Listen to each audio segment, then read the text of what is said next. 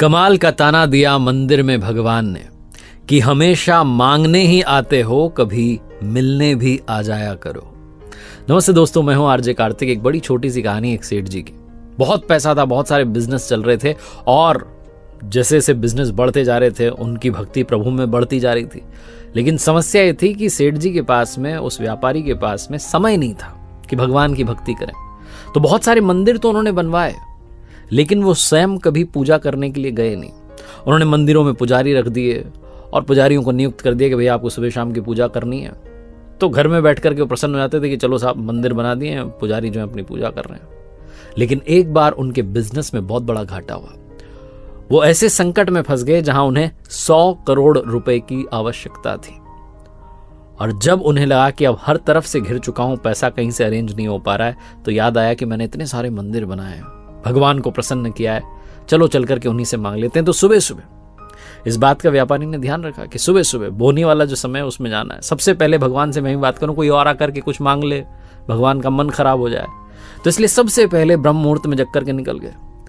लेकिन जब पहुंचे अपने बनाए हुए एक मंदिर में, तो देखते हैं कि उनसे पहले लाइन में आकर के एक भिखारी खड़ा हुआ है।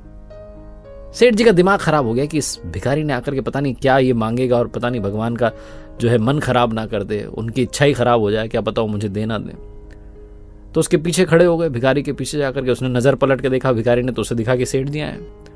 अब सेठ जो थे वो ये सोच रहे थे कि भिखारी क्या मांगने आया, इसको क्या चाहिए। और भिखारी ये सोच रहा था कि सेठ जी भी यहां मांगने के लिए आए हुए, सेठ जी को अब क्या चाहिए, इतना सब कुछ मिल गया। जैसे ही मंदिर में पट खुले तो भिखारी ने भगवान से कहा कि प्रभु सिर्फ 100 रुपयों की आवश्यकता है, मेरी पत्नी बीमार है, कुछ दवा का प्रबंध हो जाता तो इलाज चल जाता और मेरी पत्नी ठीक हो जाती। और वो बोले जा रहा था भगवान बस 100 रुपये, बस 100 रुपये मुझे आज दिन भर में मिल जाए, ऐसी कृपा कर देना कि 100 रुपये शाम तक इकट्ठे हो जाए।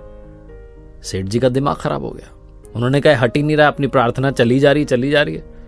बिना देरी के अपनी जेब में से 100 का नोट निकाला और उस भिखारी के हाथ में रखा, कहा जाओ जाओ जाओ, दे दिए 100 रुपये, चलो निकलो अभी यहां से, मुझे बात करने दो। भिखारी बड़ा खुश हुआ, भगवान को ढोक देकर के प्रणाम करके धोख लगा के निकल लिया कि वाह आपने तो सुबह सुबह ही काम कर दिया।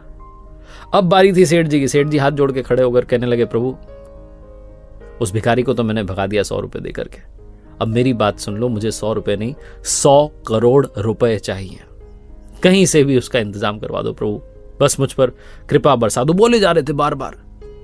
तो कमाल ये हुआ कि मूर्ति में से भगवान प्रकट हुए और कहने लगे कि तूने एक भिखारी से तो मेरा पीछा छुड़वा दिया, उसे 100 रुपये दे करके, अब मुझे तुझसे भी बड़ा भिखारी ढूंढना पड़ेगा जो आए और तुझे 100 करोड़ रुपए दे करके तुझसे मेरा पीछा छुड़वा दे।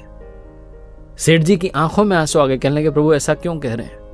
भगवान ने कहा बस यही तो सच है, तुमने इतने मंदिर बनवाए, इतना सब कुछ करवाया, लेकिन कभी मिलने नहीं आए। आज भी आए हो तो तब आए हो जब तुम्हें कुछ मांगना है।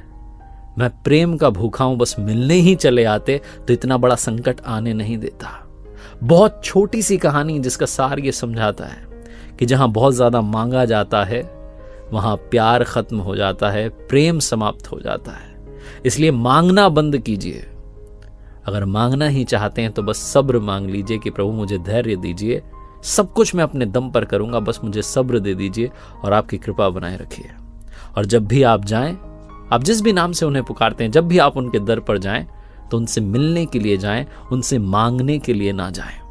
एक बार फिर से वही बात जो अक्सर आपसे कहता हूं, ऊपर वाली के आशीर्वाद के साथ, अपनी मेहनत के साथ, अपनों के प्यार के साथ कर दिखाओ कुछ ऐसा कि दुनिया करना चाहे आपके जैसा। देखते रहिए हर सोमवार सुबह 9:30 बजे मेरे साथ एक नई कहानी और हर शुक्रवार सुबह 9:30 बजे लर्निंग सीरीज का एक नया वीडियो।